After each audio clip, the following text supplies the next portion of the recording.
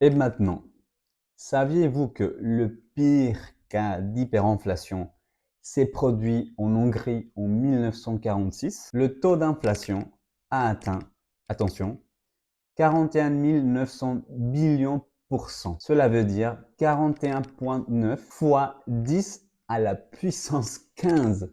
Non mais 15. Salut tout le monde, soyez les bienvenus sur ma chaîne. Aujourd'hui, on va parler de l'inflation. L'inflation. Ce mot qu'on entend partout. Mais est-ce qu'on sait vraiment ce qu'il signifie?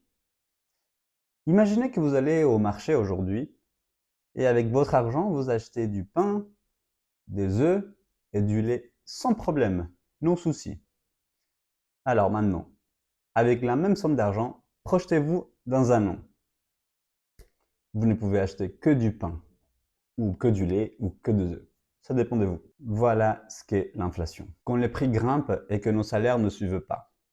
En gros, c'est quand l'argent perd son pouvoir d'achat au fil du temps. Mais saviez-vous qu'on n'a pas toujours compris l'inflation comme on le fait aujourd'hui? Entre le 16e et 18e siècle, on voyait l'inflation comme une simple explosion des billets. Plus il y avait de monnaie en circulation, plus les prix augmentaient. Simple, non? Aujourd'hui, le concept est bien plus large. On regarde non seulement la quantité d'argent en circulation, mais aussi les coûts de production, la demande et même les anticipations sur l'avenir de l'économie. Et pourquoi les prix augmentent-ils? La réponse n'est pas simple, mais on peut la résumer en 3 causes principales. Première cause, les prix du pétrole et de l'énergie.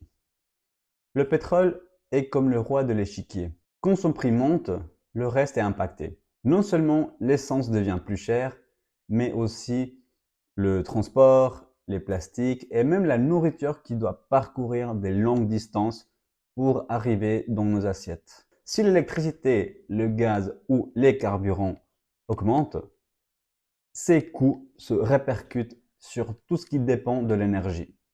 C'est comme un effet domino. Cause numéro 2. L'offre et la demande. Imaginez que tout le monde veut la même chose au même moment.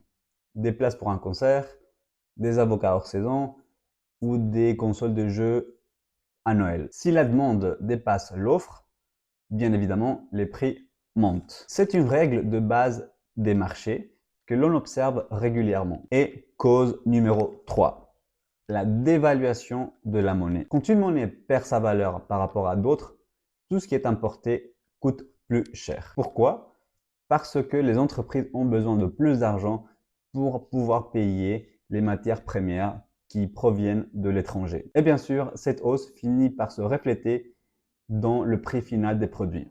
C'est comme un cercle vicieux. Cela dit, l'inflation est bonne ou mauvaise? Aussi surprenant que cela puisse paraître, ce n'est pas toujours une mauvaise chose. Les avantages.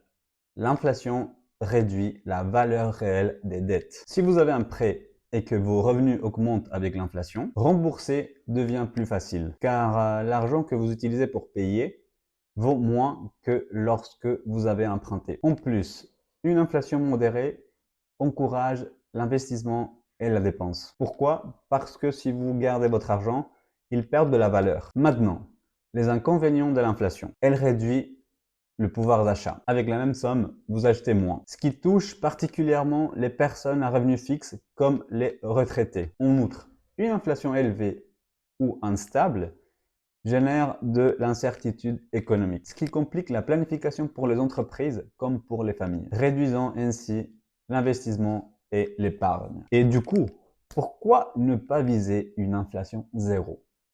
C'est une très bonne question. Et la réponse est que un peu d'inflation est sain. En fait, les banques centrales visent souvent un taux d'inflation annuel d'environ 2%. Ce niveau modéré favorise la croissance économique, évite les dangers de la déflation quand le prix baisse et donne de la flexibilité pour s'adapter aux changements économiques. Et la déflation, pourquoi elle est dangereuse?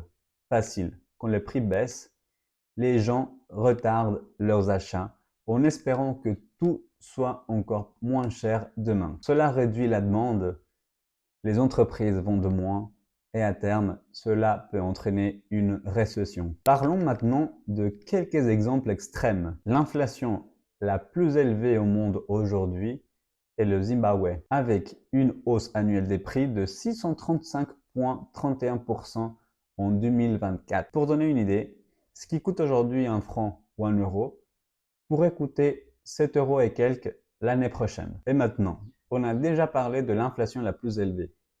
Parlons alors de l'inflation la moins élevée. Le Costa Rica est le seul pays à avoir enregistré une déflation de moins 0,26% en 2024, suivi de l'Arménie et de la Chine, avec un taux d'inflation de 0,19 et 0,42% respectivement. Et maintenant, saviez-vous que le pire cas d'hyperinflation s'est produit en Hongrie en 1946? Le taux d'inflation a atteint, attention, 41 900 billions %. Cela veut dire 41,9 fois 10 à la puissance 15. Non mais 15. Et les prix doublaient toutes les 15 heures. Toutes les 15 heures. Imaginez que le matin, vous allez acheter du pain et l'après-midi, ça coûte le double. En 2008, le Zimbabwe a connu une crise similaire avec un taux d'inflation mensuel de 79 milliards 600 millions %. Bon, j'espère que j'ai bien dit le chiffre. À cette époque, donc, un café pouvait coûter très cher. Et comme petite leçon historique, saviez-vous que pendant la Seconde Guerre mondiale, dans certains pays d'Europe, les billets dévalués étaient utilisés comme papier peint ou pour allumer le feu, car c'était moins cher que acheter du bois. En résumé, l'inflation, c'est un mal nécessaire qui, en quantité modérée, aide à faire croître l'économie. Mais comme tout dans la vie, si elle devient incontrôlable, elle peut causer plus de mal que de bien. Alors, la prochaine fois que vous voyez les prix grimper, rappelez-vous, un peu d'inflation est comme une pincée d'épices qui donne du goût à l'économie. Voilà. Et voilà. C'était tout pour cette vidéo. Si vous aimez mon contenu, n'oubliez pas de vous abonner. Et si vous voulez écouter ce contenu dans une autre langue, n'oubliez pas que j'ai une chaîne aussi en espagnol. Allez, à dimanche prochain. Et je profite aussi pour vous souhaiter un très joyeux Noël. Allez, salut!